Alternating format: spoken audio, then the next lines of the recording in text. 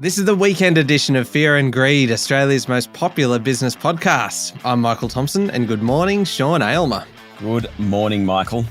Sean, our weekend show is obviously a little bit different to the weekday show for a number of reasons. The main one being that here we're nominating the biggest story of the week, the most remarkable story, the sleeper story, so one that's maybe not getting the attention that we deserve.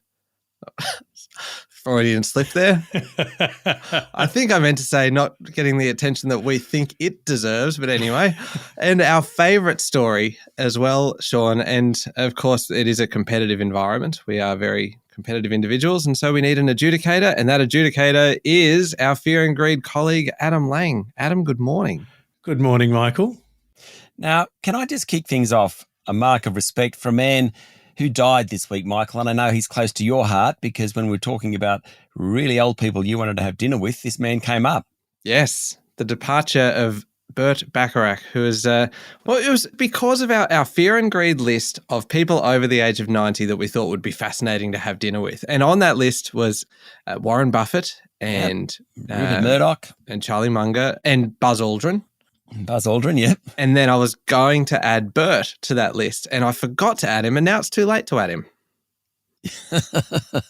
Let's get on with the show, shall we? We shall. My favourite quote was apparently from him that one of the secrets to his success was that you should never be afraid of a song that you can whistle. I'm like, that is great, because all of his songs were very kind of whistleable, and I'm a huge fan of whistling. You are a whistler yourself, Michael. Yes, lips of an angel, it has been said.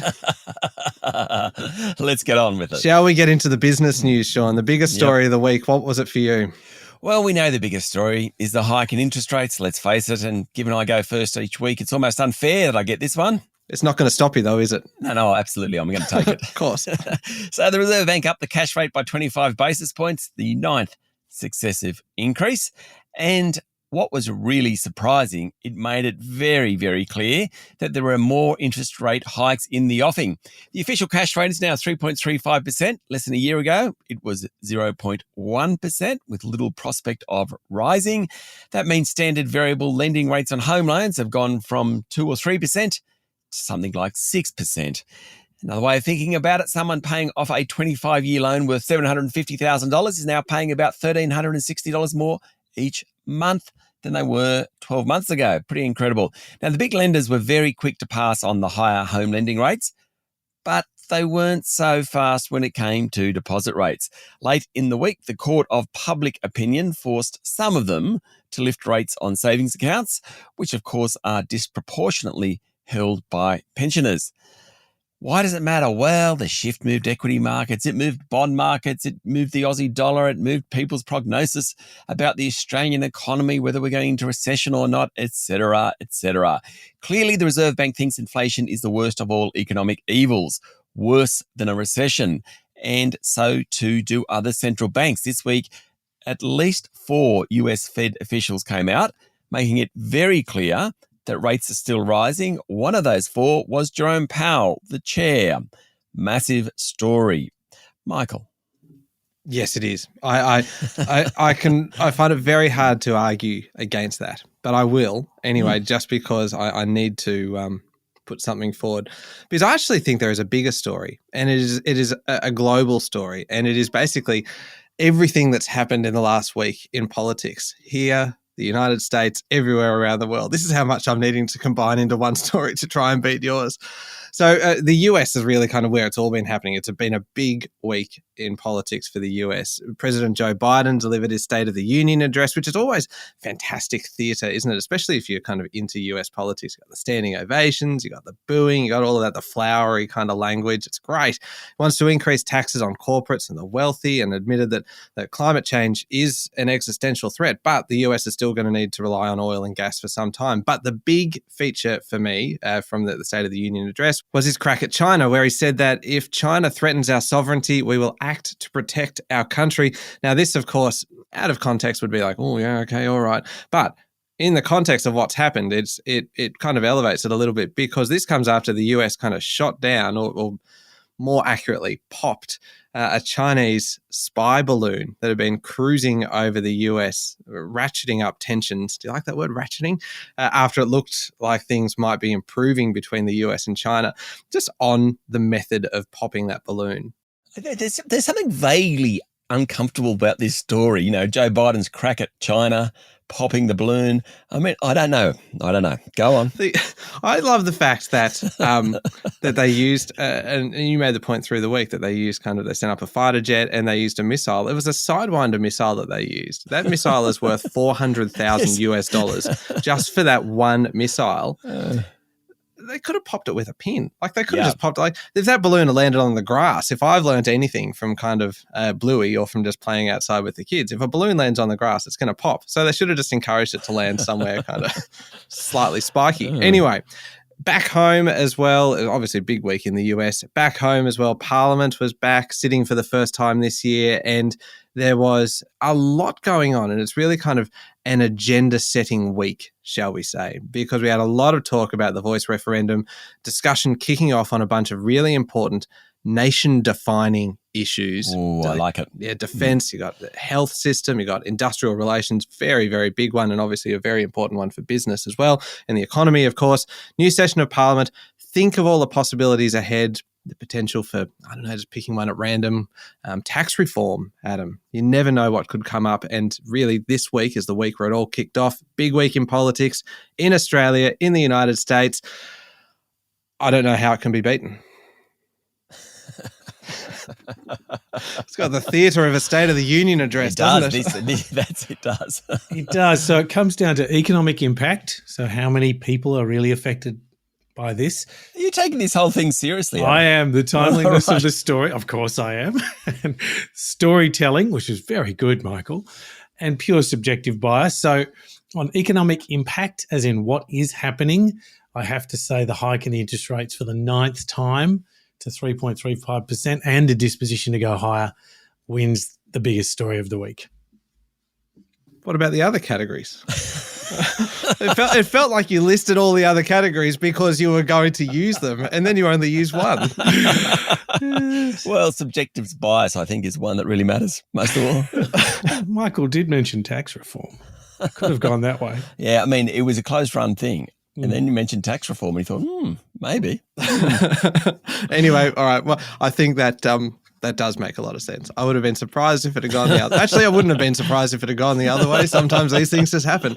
Most remarkable story. Let's move on. I'll go first on this one, Sean, if that's all right. Sure. So the most remarkable for me this week was a big corporate story. The $24 billion bid for Australia's largest gold miner, Newcrest Mining.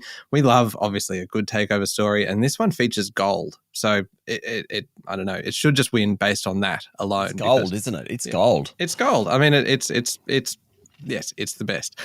As you can see, I've got a very thin justification for that. It's gold, it's the best.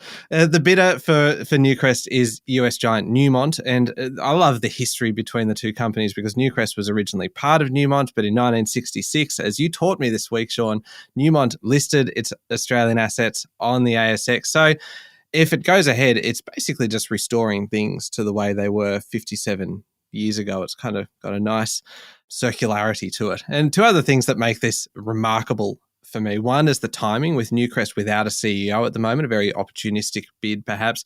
And the second thing is the scale, because if successful, Newmont would own 4 of Australia's 5 biggest mines and have a huge lead over the number 2 miner, Canadian Barrick Gold. It's a big bid, $24 billion, but a long way to go. Everything about this story is remarkable, and it's about gold, and gold is the best.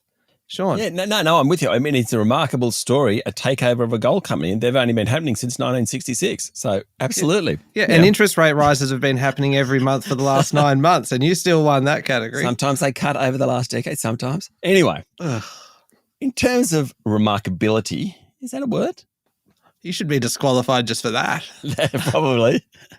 No, what was remarkable this week are the figures that came out showing that the Tesla Model 3 is now the 3rd highest selling vehicle in the country. That's never happened before. I mean, an EV has never been that high on the list. Remember, Tesla cut its prices by about 2.5% or between 2.5% and 4% in early January. Now, that's in line with its decision to cut prices globally to try and boost sales. And so it's taken the number 3 spot. That is actually remarkable. The revolution, it's not coming.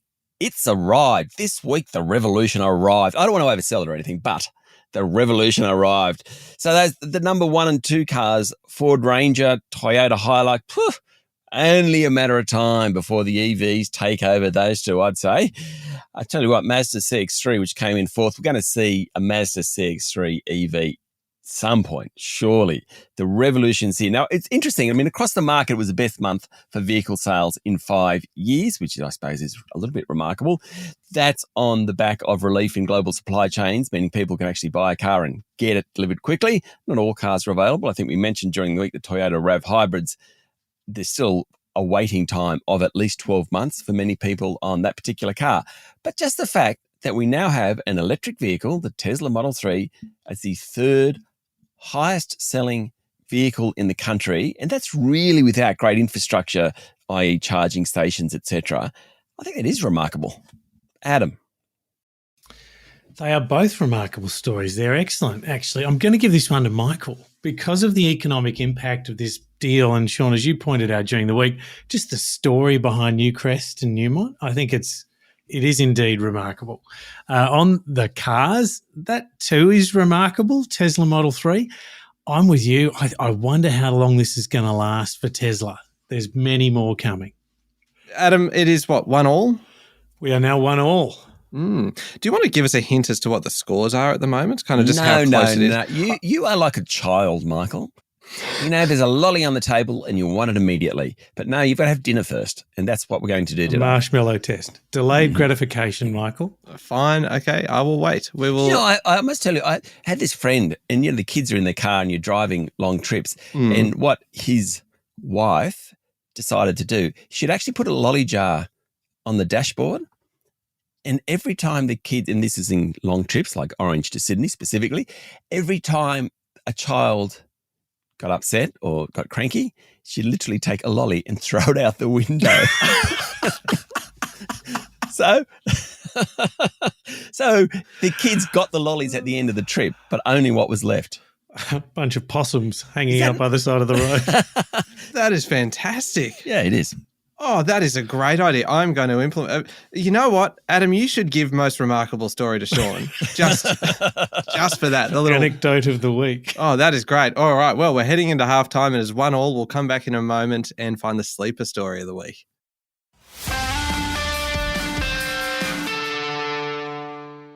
All right, Sean, we're looking for a sleeper story of the week. So this is one that we think is not getting the attention that it deserves, or that we have cleverly identified as something that could become a bigger issue further down the track. What was it for you? Well, mine was federal parliament. A fair bit going on, obviously, as you mentioned in the biggest story of the week, but there was an undercurrent this week which didn't get a lot of news, which could be incredibly influential in the future. So Lydia Thorpe resigned from the Greens over the party's position on the voice referendum. Slightly ironic that she doesn't know whether she'll vote yes or no for the voice, but just parking that. She's now on the crossbenchers and along with David Pocock and Jackie Lambie, critical to the government being able to pass legislation. And then the government lost a Senate vote on superannuation disclosure reforms. Wasn't so much the issue that was interesting here. It was the fact that it was the first time the minor parties, the Coalition and Greens, and the crossbenchers joined together to vote against the government on legislation. Albo and his government have had a golden run so far. But this week, they had legislation voted down in the Senate. They've suddenly got someone else, Lydia Thorpe, that they've got to negotiate with. Things are going to get a lot tougher for the government as Parliament continues throughout the year, because we've now seen that the crossbenchers and the minor parties can actually vote together. No one's talking about it, but a big issue for the year. My sleeper story, Michael. That's a good sleeper story. It wasn't looking good when you were talking about Lydia Thorpe resigning from the Greens, because that got a fair bit of coverage, but you really you brought it home. Thank you.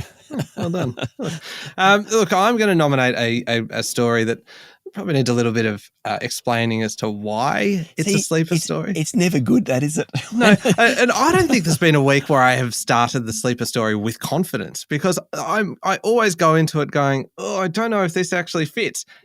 This week is exactly the same, because I'm nominating AGL Energy's comments this week about power prices rising and the fact that those power bills are going to keep climbing in a big way. Now, I acknowledge that this feels like it's anything but a sleeper story, because it's all we've talked about for the last year.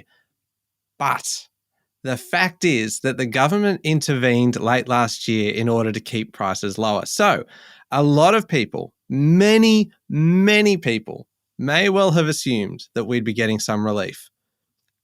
And they are wrong, it seems. AGL revealed this week that household electricity customers should expect, quote, significant increases in electricity tariffs in the middle of this year. And that's because the longer term average cost of sourcing power is still going up. So despite the government's intervention, households are still in for a whole lot of pain, which I think is actually a genius sleeper story, because it is not what we were led to believe. I tell you what, you started slow, but you brought it home. To get the word genius, or the phrase genius sleeper story in that last sentence, very, very good. I think it's absolute BS, but really good work. Oh, thank you. Oh, Adam, help us out. Yes, Sean wins this one by a margin, actually. Rising power prices, I don't think they can be a sleeper story at the moment, Michael, despite the excellent flourish. It's not the rising prices that are the sleeper story. It's the expectations that we were set up to believe that the relief would be coming, and AGL has basically said, nah, doesn't matter. You're still going to cop it. So, Michael, you know this saying of when you're in a hole, stop digging? I don't subscribe to that. I believe that there's always a way out of the hole, and usually it's via a deeper hole. A tunnel under the hole. That's right. Back up to the top. That's correct. Yeah, Sean wins. The power and the rising power of the independents in the federal parliament, to me, is very significant. So, well done, Sean. Do you know what I did find entertaining this week? Come on. Our man Adamski, our eminent judge, I haven't called Adamski for a long, long time. He was in Western Australia this week, and his efforts to get the time stuff right was really, really quite entertaining. The 3 hours really threw the big fella. It's like living in a twilight zone. I was only there for 2 days. Oh, but we heard about it for a week beforehand. And then we'd get these odd phone calls at different times to discuss what had been doing over there. Very obscure. Like, I've been asleep for 3 hours, Adam, and you're calling me to let me know you're having breakfast. I don't really know what's going on here. That is an exaggeration. Yes, favourite story of the week. Shall we move on? Yes, go for it. Okay. Well, I reckon, and Sean, I'm sure you will agree with me, that we were spoiled for choice this week. Yes. There have been some cracking stories about, but I had to go with the beginning of the AI wars, because for weeks now, everybody's been playing around with ChatGPT, the AI platform, and Adam was playing around with ChatGPT, and he asked it, Sean, to produce a podcast or content for a podcast similar to Fear and Greed, and he churned out something that was okay. It had a few kind of bits and pieces of the news, but do you know what it didn't have, Sean? It didn't have the flourishes. Oh, the personality? That's right, the colour that you and I bring. The nuance. So I suspect that our jobs... Factually incorrect information, all that stuff. Well, actually, I suspect, and this is where I'm going with this, that it may in fact have that. So I think our jobs are safe for now. But the big story this week in terms of AI was Google's launch of its own AI offering, Bard. It all happened at a press conference to show off how Bard could integrate with Google's search function, and it gave an incorrect answer to a question about space. Not good. And it raised questions, obviously, over whether Google has lost ground now when it comes to search online, and parent company Alphabet lost about $100 billion in value because of it. But, and it was a big story because this is obviously kind of the future of where we're going. And there's a lot of people worried about the impact that it's going to have on jobs and AI. But this is just a fascinating development. The fact that we now have competing companies all pushing into this same space says that it's going to be a big, big thing for the future. But it also reminded me of some of those other failed product launches where things have gone incredibly wrong live on stage. And this is one of the reasons why I love this story, because it's just a bit of fun. There have been a couple of ones with Apple. Remember how kind of Steve Jobs would get up on the stage and launch the new iPhone or the iPod or anything, and it's such a big event, and you're just kind of there praying that nothing is going to go wrong while he's launching it. And there was that one in, I think, kind of 2010 or so when he was trying to demonstrate something to do with the phone, and he had to get everyone in the auditorium to turn off their Wi-Fi so he could actually connect to the Wi-Fi live on stage. And just the displeasure on his face was just, it has to be seen. It's very uncomfortable. Then there was one in 2017 when the Face ID on the new iPhone wouldn't work in the demonstration, and Apple's value dropped by about $20 billion as a result of that one. My favorite of all time, though, is Elon Musk and the Tesla Cybertruck. Do you remember this one? This was an absolute ripper. It was out on stage, this big kind of four-wheel drive kind of armored vehicle looking thing. And one of its big features was the armored glass that it had on the windows. And so Elon kind of invited the chief designer to come up, and first of all, they hit the door with a baseball bat and it did nothing. It's like, yeah, look at this. This glass can resist anything. He asked the designer to hit the glass window with a metal ball, and the whole thing just fractured. And the best part of this was, though, and you wonder what was going through the designer's head. He goes, it's okay, I'll try the back window instead and demonstrate it on there. And he smashed that one too. And so it's just this. So then Elon Musk had to do the rest of the presentation with in front of this vehicle with two smashed windows, talking about how it's impervious to all kind of attacks. And yeah, it did not work out. And you can imagine how filthy he would have been after that. Anyway, I reckon the Bard and the demonstration that we had this week is up there with that. I mean, it is a great story, and the time taken to tell it, I think you get points for that too. Look, you know what? I give it my all, and what do I get back? Nothing. It is a great story. Look, I'll do mine quickly, maybe for the listeners' sake. I agree, totally spoilt for choice. My favourite was the one about space junk, which is very much up your alley, Michael. What, space junk is up my alley? Jeepers. Carry on. Oh, dear. I mean, your story's good. It's all about the future of the Earth. Mine's bigger. Mine's about the universe and all the people out there, not on Earth, who could be harmed by space junk. You are turning into me. Yeah, just can we say bad, this? Isn't it? I have tried multiple times to make my story sound bigger by emphasizing the fact that it affects the entire universe. It has never worked for me. So I hope it has the same effect for you. Please go on. Yeah, well, actually mine, I'm going to change mine on the back of that because you're right, it doesn't work. This could affect every single person who is connected to an electronic device, not just the chat GPT people, but everyone. Any better? Not bad. Anyway, basically, there's a lot of space junk out there. It's a real problem. There's a record number of satellites having been launched by China, Russia, the US, private people like Elon Musk, and it's crowding Earth's orbit. In fact, about 27,000 pieces of junk out there. Satellites, rocket fuselages, all sorts of things. They have the potential to basically destroy technology as we know it. Phone systems, car navigation, internet connections, total disaster if the kids can't game. We said that during the week, and I think that's true. TV broadcasting, how you get money, financial transactions, all that sort of stuff. Basically, over the past 10 years, the number of satellites launched have increased 17 times. About 90 countries now have something in orbit. The US government, the Japanese government, they all track space junk. There's private people out there. Nick Iasia was talking to a crowd called Sky Perfect this week. They're pioneering some pretty sci-fi solutions to clean up space. In fact, they're testing the use of satellite-mounted lasers to destroy junk up there or push it off its orbit so it won't hurt other things up there.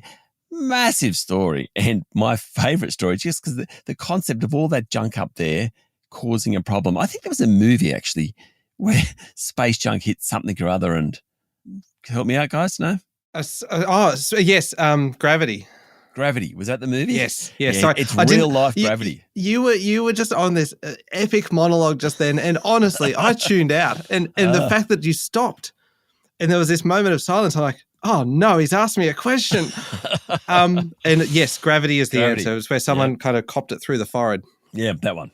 Gonna happen. Favorite story.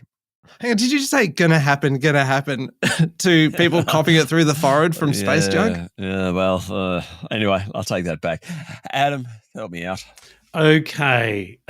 Michael wins on this one. Fair call. Was it the duration that did it? No. It's the impact. I think this has got miles to run. You know, the AI impact on Microsoft Bing, on Google, on how so many people do their jobs. I think it has got miles to go. So I think it's a massive story, and I think it's a cracking favourite. Sean, yours is a ripper too, but just on this week, you just missed. Yeah, no argument. In fact, Michael, you should put that as your favourite, the biggest story of the week, because actually economic impact. Yeah, but it wouldn't have beaten interest rates. No, nothing beats interest rates. How about we'll make a new rule? The weekend after the first Tuesday of next month. Yes. We can't do with the interest rates. Yeah, new rule. Okay. Because it's kind of a bit unfair. Oh, that does kind of that sexes it up a little bit, doesn't it? Because it's an unbackable favourite. It sexes it up. It's Winx at its finest. So it's 2-2. Let's go to the points.